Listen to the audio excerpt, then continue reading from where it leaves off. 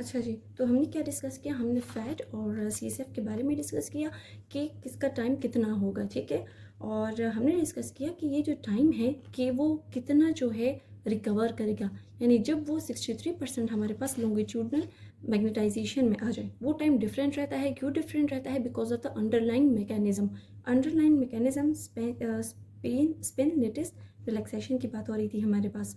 Spin lattice relaxation की जब हम बात कर रहे थे तब हमने ये डिस्कस किया था कि सीएसएफ में जो आपके पास प्रोटॉन्स है दे आर फ्रीली मूवेबल, ठीक है। तो एनर्जी एक्सचेंज जो है वो टाइम लेता है, दैट्स वाई वो हमारे पास लॉन्गिट्यूडनल मैग्नेटाइजेशन में आने में भी उतना ही टाइम लेता है।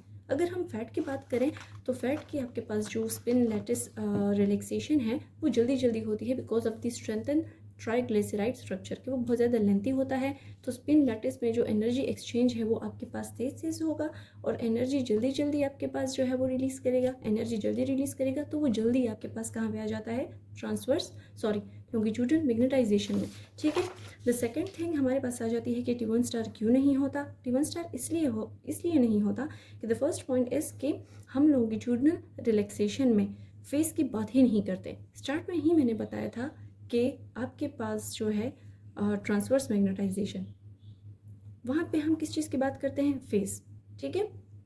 वहाँ पे जितना डिफेज होगा मतलब उतना ही आपके पास ट्रांसवर्स मैग्नेटाइजेशन लॉस हो रही है, ठीक है।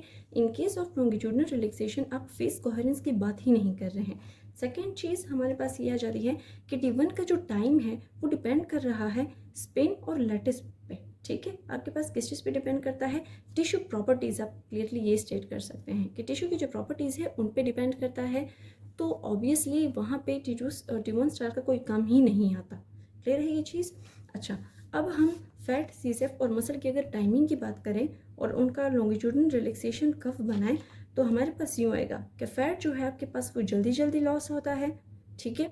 उसके बाद मसल थोड़ा सा टाइम लेते हैं, ठीक है। और अगर आप सीएसएफ की बात करो तो सीएसएफ जो है वो रिकवरी में सबसे ज़्यादा टाइम लेता है और रीज़न हमने बता दिया because of differences in their structural properties, ठीक है। अब हम डिस्कस करते हैं कि डिफरेंसेस कैसे हाईलाइट होंगे, ठीक है। टिश्यू में या इमेज में डिफरेंसेस हमारे पास कहाँ से आएगी? तो इसके लिए हम एक कंसेप्ट की बात करते हैं and that concept is about TR and TE। TR and TE। Now what is TR and TE? TR को हम बोलते हैं it is time to repeat, ठीक है। और TE की हम बात करते हैं it is time to echo, time to echo। अब ये चीज़ हमारे पास क्या है? TE आपको ये बता रहा है जिस टाइम आपने सिग्नल्स को सुनना है, यानी लिसन टू दी सिग्नल्स, ठीक है। TR आपको क्या बता रहा है? इसकी क्या है आपके पास? Listen to signals. TR किस चीज़ के बारे में आपको बता रहा है? पल्स को रिपीट करो, ठीक है। अब कैसे? आपको पता है कि हम स्टार्ट में क्या करते हैं? 90 डिग्री पल्स अप्लाई करते हैं, ठीक है। 90 डिग्री पल्स अप्लाई करते हैं। 90 डिग्री पल्स अप्लाई करने के बाद जितने भी लॉन्गिट्यूडनल मैग्नेटाइजेशन में प्रोटॉन होते हैं वो TM में चले जाते हैं, ठीक है। उसके बाद आपने सिग्नल मेजरमेंट करनी होती है। कौन सी चीज़ करनी है? Signal measurement. तो वो सिग्नल मेजरमेंट यानी जिस टाइम में आपने आने वाली एकोस को सुनना है उसको हम बोलते हैं TE। क्या बोलेंगे? TE। After TE and after some time आप एक और पल्स लगाते हैं, ठीक है। Again another pulse. So the time between this two pulses, इन दोनों पल्सेस के टाइम को हमने TR बोला। The time between the first RF pulse and the next RF pulse, ठीक है। ये आपके पास क्या आया? TR आया। And what is TE? वो टाइम जिसमें आपने सिग्नल्स को सुनना है। आपके पास वो कौन सी चीज़ आ गई? TE आ गई। अब ये जो TR एंड TE है ये डिफरेंट इश्यूज़ में, फॉर एग्जांपल CSF फैट या वाटर फैट में कंट्रास्ट हाईलाइट करके देता है, ठीक है। कैसे हाईलाइट करके देता है अब हम डिस्कस करते हैं। हम पहले बात करते हैं TR की, टाइम टू रिपीट की। अब टाइम टू रिपीट को हमने डिफाइन किया कि ये आपके पास क्या है? फर्स्ट RF पल्स का स्टार्ट और उसके बाद नेक्स्ट RF पल्स का स्टार्ट, ठीक है। दिस इज आपके पास क्या है? टाइम, यानी दो RF पल्स के बीच का टाइम कितना है, ठीक है। MRI में the time factor is really very important. अब TR के दौरान होता क्या है हमारे पास, ठीक है। TR के दौरान ये हुआ कि फर्स्ट RF पल्स के बाद जो प्रोटॉन थे वो कहाँ पे चले गए? ट्रांसवर्स मैग्नेटाइजेशन में आपके पास सारे प्रोटॉन चले जाते हैं, ठीक है।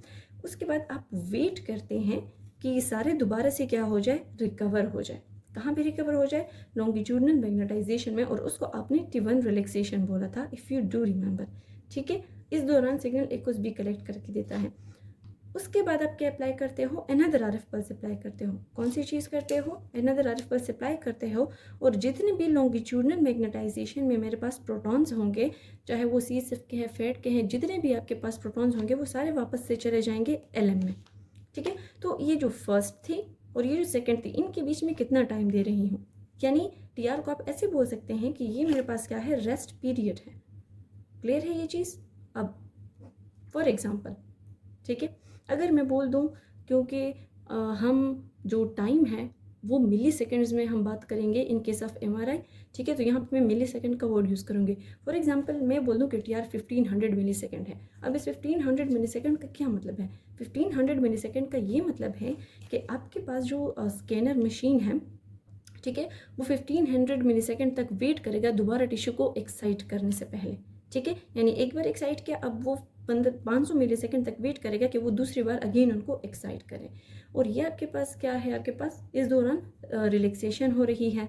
ठीक है, अब ये इम्पॉर्टेंट क्यों है, TR इसलिए इम्पॉर्टेंट है क्योंकि यह आपको क्या हाईलाइट करके दे रहा है, ये T1 डिफरेंसेस हाईलाइट करके देता है। अब ये T1 डिफरेंसेस क्या है, T1 डिफरेंसेस मीन यानी जो रिलैक्सेशन टाइम है। और हमने कुछ ही देर पहले डिस्कस किया कि अगर आप CSF की बात करें या फैट की बात करें तो इन सब का रिलैक्सेशन टाइम अलग अलग है, क्योंकि जो इनके पीछे का जो मैकेनिज्म है वो अलग अलग है। ठीक है, जो एनर्जी एक्सचेंज करने का जो टाइम है स्ट्रक्चर की वजह से वो अलग अलग है। तो उसकी वजह से जब दो स्ट्रक्चर का वो टाइम ही अलग अलग है, तो हम क्या कर सकते हैं, इन टाइम के बेस पे इनमें कंट्रास्ट ऐड कर सकते हैं, इनको डिफरेंसेस को हम हाईलाइट कर सकते हैं, और वो हम क्या करेंगे, TR की मदद से करेंगे। ठीक है, अब कैसे करेंगे, हमारे पास सिंपलेस्ट वे में अगर मैं बोलूँ तो या तो ये टाइम कम होगा, शॉर्ट TR, ठीक है, सेकेंड सिनेरियो में आपके पास होगा लॉन्ग TR। ठीक है, 2 TR आपके पास हो सकते हैं, या तो शॉर्ट TR होगा आपके पास या तो लॉन्ग TR होगा। ठीक है, अब शॉर्ट TR का क्या मतलब है कि यानी जो फर्स्ट और सेकंड पल्स के बीच का टाइम है वो ज़्यादा नहीं है। कैसे ज़्यादा नहीं है, अब यहाँ पे देखें कि ये मेरे पास फैट और वाटर की बात चल रही है, जो कि पहले कहाँ पे थे, लॉन्गिट्यूडल में। फर्स्ट 90 डिग्री पल्स के बाद ये कहाँ पे चले गए हैं, ट्रांसवर्स मैग्नेटाइजेशन में चले गए हैं। ठीक है, अब ये क्या करेंगे, वापस आएंगे। अब मुझे पता है कि जो फैट है वो जल्दी जल्दी वापस आता है, CSF जो है वो टाइम लेता है। ठीक है, अब जल्दी जल्दी वापस आ रहा है, अगेन ये टाइम ले रहा है। ठीक है, अब एक्स एक्सिस की अगर मैं Z एक्सिस की अगर मैं बात करूँ तो मेरे पास मैक्सिमम प्रोटॉन्स फेट के हैं, वाटर के या CSF के मेरे पास SH प्रोटॉन है ही नहीं।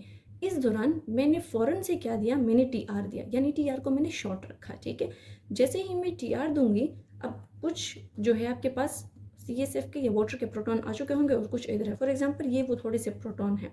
जब आप वापस से क्या देंगी, शॉर्ट टाइम TR आपने शॉर्ट रखा है और आप क्या देंगी, अलग पल्स देगी 90 डिग्री, अनदर पल्स देंगी, तो ये दोनों कहाँ पे चले जाएंगे, अब TE में। अब मेरे पास मैक्सिमम फैट है और CSF कम है। इस दौरान जब मैं एक्कोस को मेजर करूँगी तो मेरे पास मैक्सिमम एक्कोस कहाँ से आएंगी, फैट से आएंगी मेरे पास। ठीक है, कहाँ से आएंगी, आपके पास फैट से आएंगी, क्योंकि हमारे पास कितनी परसेंट मैग्नेटाइजेशन अवेलेबल थी, मेरे पास 100% मैग्नेटाइजेशन नहीं थी हुई, यानी फैट और वाटर कंप्लीटली मेरे पास लॉन्गिट्यूडल में नहीं आए थे। मेरे पास बहुत कम ही लॉन्गिट्यूडल मैग्नेटाइजेशन की रिकवरी हुई थी, फॉर एग्जांपल 50% रिकवरी हुई थी। तो मेरे पास क्या हो गए, सिग्नल्स वीकर हो गए, और मैक्सिमम सिग्नल्स भी मेरे पास कहाँ से आ रहे हैं, फैट, क्योंकि फैट जल्दी जल्दी जो है वो रिकवर हुआ था। अब सेकेंड सिनेरियो की हम बात करते हैं, जिसमें हम लॉन्ग TR की बात करेंगे। किस चीज़ की बात करेंगे, लॉन्ग TR की बात करेंगे।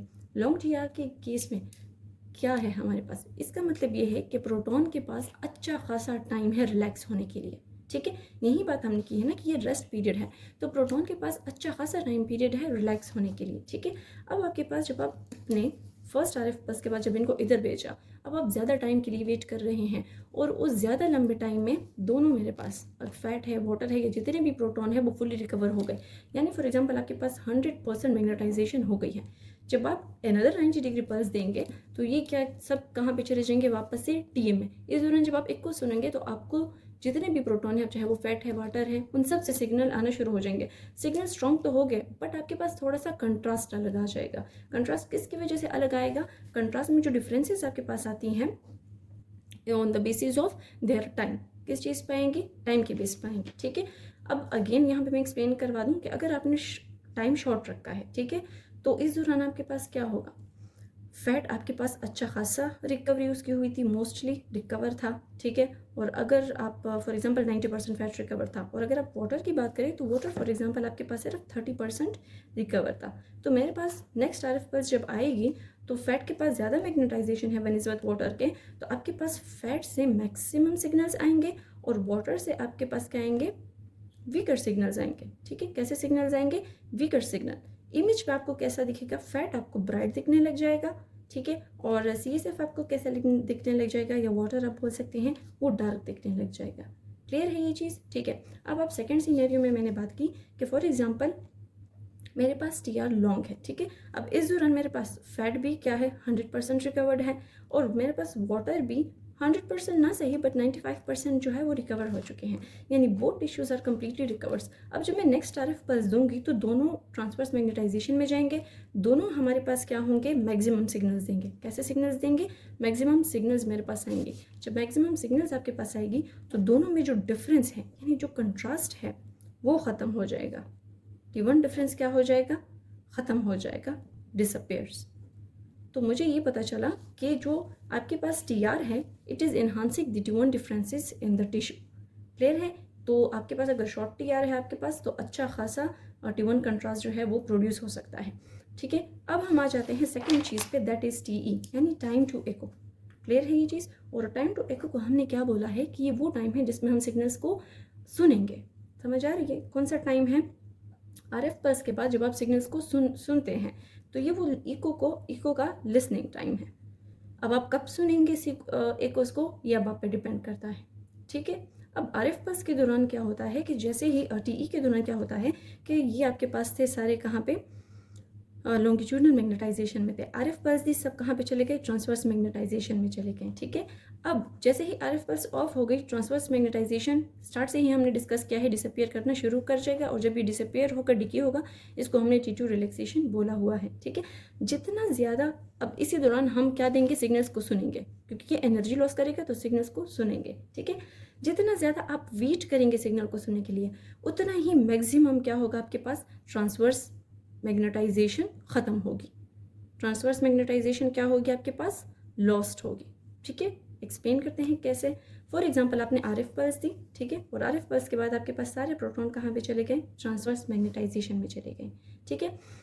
अब आपको पता है कि स्टार्ट में आपके पास 100% मैग्नेटाइजेशन है, कितनी है, 100% TM है। कुछ टाइम के बाद आपके पास 80% TM रह जाएगा, आफ्टर सम टाइम 50%, ठीक है। उसके बाद आपके पास रह जाएगा 30% TM, और ज़्यादा वेट करने के बाद आपके पास हो सकता है रह जाए 10% ट्रांसवर्स मैग्नेटाइजेशन, क्योंकि डिफेजिंग हो रही है, ठीक है। अब MRI मशीन डिसाइड करेगा कि आपने किस टाइम पे सिग्नल्स को सुनना है। फॉर एग्जांपल आपने TE को रखा है शॉर्ट, अगेन टू सिनेरियो को डिस्कस करेंगे, एक में मैं TE को शॉर्ट रखूँगी, एक को लॉन्ग रखूँगी।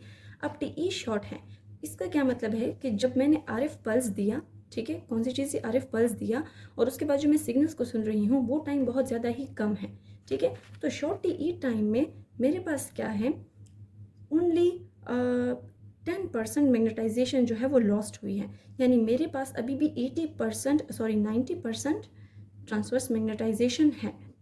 क्लियर है ये चीज़। तो मेरे पास अच्छे खासे स्ट्रॉन्ग सिग्नल्स आएंगे जब मैं सिग्नल्स मेजरमेंट करूँगी। क्लियर है। अब अगर मैं क्या करूँ, TE को लॉन्ग रखूँ, TE मैंने क्या रखा है, RF पल्स के बाद मैं सिग्नल सुनने का बहुत ज़्यादा वेट कर रही हूँ, ठीक है। तो अब हमारे पास क्या होगा कि अगर TE लॉन्ग है मेरे पास, तो हो सकता है कि मेरे पास 80% मैग्नेटाइजेशन लॉस्ट हो चुकी हो, और मेरे पास ट्रांसवर्स मैग्नेटाइजेशन सिर्फ कितनी हो, 20% ट्रांसवर्स मैग्नेटाइजेशन बच गई हो, यानी डीके बहुत ज़्यादा हो चुका है। मैंने आपको बताया ना, जितना ज़्यादा आप वेट करेंगे उतना ही with the passage of time transverse magnetization loss होता जाएगा, प्रोटॉन डिफेज होते जाएंगे। तो 20% TM पे अगर मैं ज़्यादा वेट करूँगी तो मैक्सिमम क्या हो जाएगा, आपके पास T2 डीके हुआ होगा। कौन सी चीज़ हुई होगी, T2 डीके। अब फैट और वाटर को ये कैसे अफेक्ट करती हैं, ठीक है। फैट का मुझे पता है कि फैट जल्दी जल्दी आउट ऑफ फेज होते हैं बनिस्बत किस चीज़ के, वाटर के। यानी हमने क्या बोला था कि फैट का T2 टाइम कम है, किस चीज़ से, वाटर से, वाटर का ज़्यादा है। यानी फैट जल्दी भागता है, वाटर ज़्यादा देर तक कहाँ पे रहता है, ट्रांसवर्स मैग्नेटाइजेशन में रहता है। क्लियर है ये चीज़। अब हमारे पास क्या होगा कि अगर मैंने क्या कहते हैं उसको शॉर्ट टी रखा है, यानी टाइम शॉर्ट रखा है, तो मेरे पास अभी तक फैट भी मौजूद है आपके पास, और साथ में हमारे पास कौन सी है, वाटर भी है। तो दोनों से हमारे पास सिग्नल्स आ जाएंगे, मैक्सिमम सिग्नल्स हमारे पास आएंगे। क्लियर है ये चीज़? ठीक है। अब अगर हम क्या करें, टी को लॉन्ग रखते हैं, मैं ज़्यादा देर तक वेट कर रही हूँ, तो फैट इतने टाइम में एल में जा चुका होगा। कहाँ पे जा चुका होगा? लॉन्गिट्यूडनल मैग्नेटाइजेशन में, यानी मैक्सिमम वो लॉस हो चुका होगा। बट चूंकि वाटर ज़्यादा टाइम लेता है, तो वाटर कहाँ पे होगा, it will be still in transverse magnetization. Clear है ये चीज़? तो इस दौरान जब मैं मेजर करूंगी तो सिग्नल्स मेरे पास कहाँ से आएंगे, वाटर से आएंगे, क्योंकि ट्रांसवर्स मैग्नेटाइजेशन में सिर्फ वाटर बचेगा। तो इस दौरान वाटर क्या शो होगा, वाटर ब्राइट शो होगा। ठीक है। और फैट कैसा होगा, फैट डार्क ग्रे आप बोल सकते हैं, या ब्लैक आप कह सकते हैं, यूजुअली डार्क ग्रे ही होता है, डार्क अपेयर होगा। ठीक है। तो एक्चुअल में इसने हमें कौन से डिफरेंस हाईलाइट करके दिए, टी की जब हमने बात की तो टी ने हमें हाईलाइट करके दिया T2 differences in the tissue. ठीक है। सो दैट्स हाउ हमारे पास कौन सी चीज़ होती है, हमारे पास हम टी और टी को क्या करके मैनिपुलेट करके हम जो चाहे इमेज में कंट्रास्ट प्रोड्यूस कर सकते हैं। टी1 हमें कौन सी चीज़ दे रहा, टी हमें कौन सा डिफरेंस हाईलाइट करके दे रहा है, T1 डिफरेंस। ठीक है, यानी लॉन्गिट्यूडनल रिकवरी के बेस पे। और टी हमें कौन सी चीज़ दे रहा है, T2 डिफरेंसेस हमें करके दे रहा है। सो आज के लिए इतना ही।